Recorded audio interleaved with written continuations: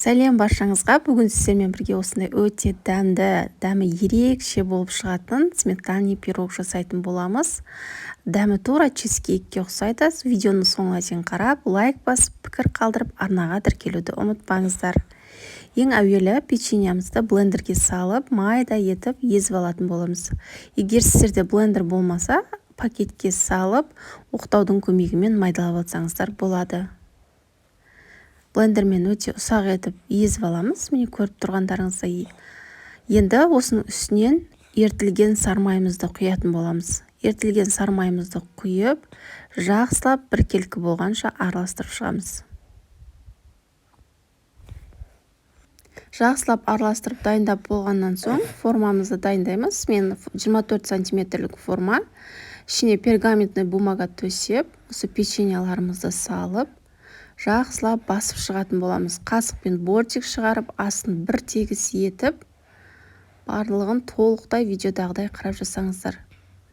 Печенья үгітіліп кетеді, сол себепті қасықтың көмегімен жақсылап басып шыққандарыңыз дұрыс болады.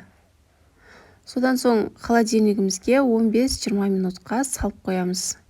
Енді начинкасын дайындаймыз. Ішіндегі салмасын 3 жұмыртқаны ақуызы мен сарыуызын бөлдім. Және де менде 20% қаймақ. Осы 20% қаймағымызға жұмыртқаның сарыуызын саламыз. Және де кукурузный крахмал қолдандым. Картофельный крахмал қолдансаңыздар да болады. Крахмалымызды да салып, жақсылап араластырамыз. Кішкене әдемі дәм беру үшін мен ванилин қостым. Егер сіздерде ванилин болмаса, қоспасаңыздар да болады. Бұл міндетті емес, тек дәм беру үшін. Енді барлығын біркелкі болғанша жақсылап араластырып шығатын боламыз. Барлығы бір тегіс өте әдемі болып шығады. 20%-дан жоғары қаймақты қолдансаңыздар өте керемет болып шығады.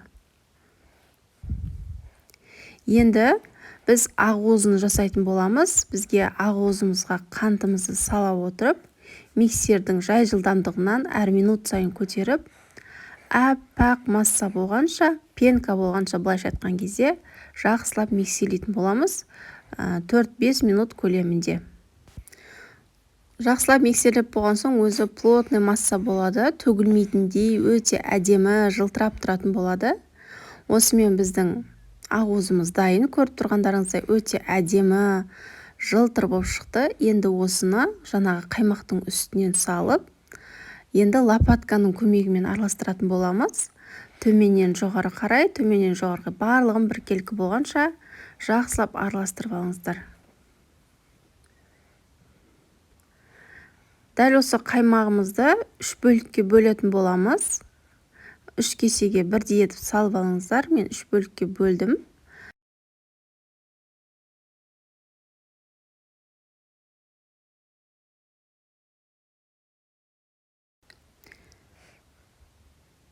Енді бірінші бөлігіне алдын ала жібітіліп қойған макты салдым. Макты қосқан соң өте әдемі, дәмді, ерекше болады екен. Мен макты алғаш рет қосып көрдім. Міндетті түрде жасап көріңіз, сіздерге ұнайды деген сенімдемін. Ал екіншісіне какаоны унилештен өткізіп, жақсылап араластырамыз. Барлығы біркелкі болғанша. Енді жаңағы формадағы печеньямызды аламыз, барлығын кезек-кезек құйып шығатын боламыз. Ең төменгі жағына мак қосылған қаймағымызды саламыз. Және де кішкене жайып-жайып дұрыстап жіберетін боламыз лопатканың көмегімен. Екінші бізде какао қосылған қаймағымызды саламыз. Көріп тұрғандарыңыздай өте әдемі, дәмі де ерекше болып шығады. Ең соңында қаймақтың өзін қосатын боламыз. Енді алдын ала қызып тұрған пеште 180 градуста 45 минут көлемінде ұстап аласыздар. Ыстықтай кеспеңіздер, піскен соң осылай көтеріліп тұрады, суған соң өзі ішіне түседі. Қараңыздар, тура испанский чизкейкке ұқсайды түрі, дәмі де ерекше, міндетті түрде жасап көріңіздер. Сіздерге 100% ұнайтынына сенімдімін. Алдағы уақытта тағы да керемет видеолар болады.